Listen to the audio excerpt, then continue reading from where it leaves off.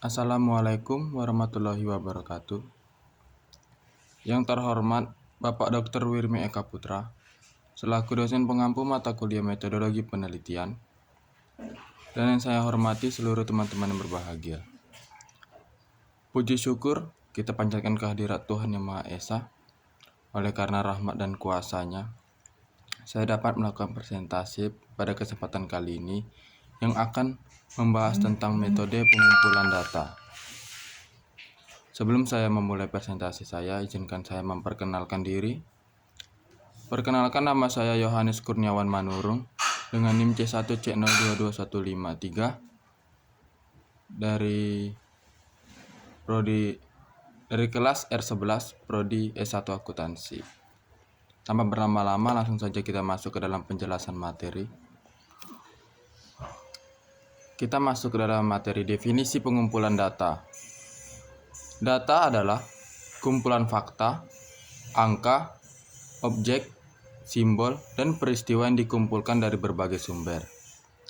Organisasi mengumpulkan data untuk membuat keputusan yang lebih baik. Tanpa data, akan sulit bagi organisasi untuk membuat keputusan yang tepat. Sehingga data dikumpulkan pada berbagai titik waktu dari audiens yang berbeda. Lanjut, kita masuk ke dalam jenis-jenis data. Jadi jenis data itu yang pertama ada menurut cara memperolehnya, yaitu ada data primer dan data sekunder.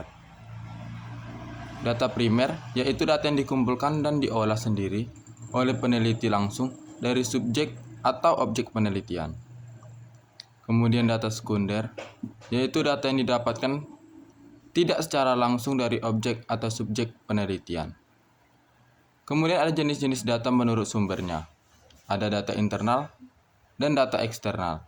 Nah, data internal yaitu data yang menggambarkan keadaan atau kegiatan dalam sebuah organisasi. Data eksternal yaitu data yang menggambarkan suatu keadaan atau kegiatan di luar sebuah organisasi. Kemudian kita lanjut kepada jenis-jenis data menurut sifatnya. Ada data kuantitatif dan data kualitatif. Pertama, data kuantitatif yaitu data yang berbentuk angka pasti. Data kualitatif yaitu data yang bukan berbentuk angka. Kita masuk ke metode pengumpulan data. Yang pertama, wawancara. Ada wawancara terstruktur dan wawancara tidak terstruktur. Kita bahas satu persatu. Pertama, wawancara terstruktur.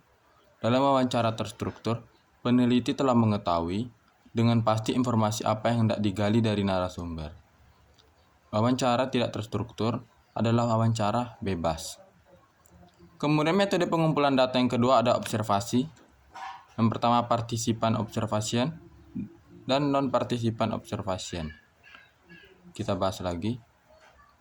Jadi participan observation, peneliti terlibat secara langsung dalam kegiatan sehari-hari orang atau situasi yang diamati sebagai sumber data. No participant observation, penelitinya tidak ikut secara langsung dalam kegiatan atau proses yang sedang diamati. Kita lanjut metode pengumpulan data yang ketiga, ada angket atau kuesioner. Angket atau kuesioner merupakan metode pengumpulan data yang dilakukan dengan cara memberi seperangkat pertanyaan atau pernyataan tertulis kepada responden untuk dijawab. Metode pengumpulan data yang keempat ada studi dokumen. Nah, ada dua, dokumen primer dan dokumen sekunder. Pertama, dokumen primer, yaitu dokumen yang ditulis oleh orang yang langsung mengalami suatu peristiwa. Nah, misalnya dokumen primer ini misalnya itu adalah autobiografi. Nah, kalau dokumen sekunder, itu adalah dokumen yang ditulis berdasarkan oleh laporan atau cerita orang lain. Atau misalnya itu biografi. Nah, setelah saya menjelaskan materi yang saya sampaikan tadi, sekarang saya sudah selesai mempresentasikan PPT saya. Jika ada kesalahan atau kesalahan kata, saya mohon maaf. Saya ucapkan terima kasih.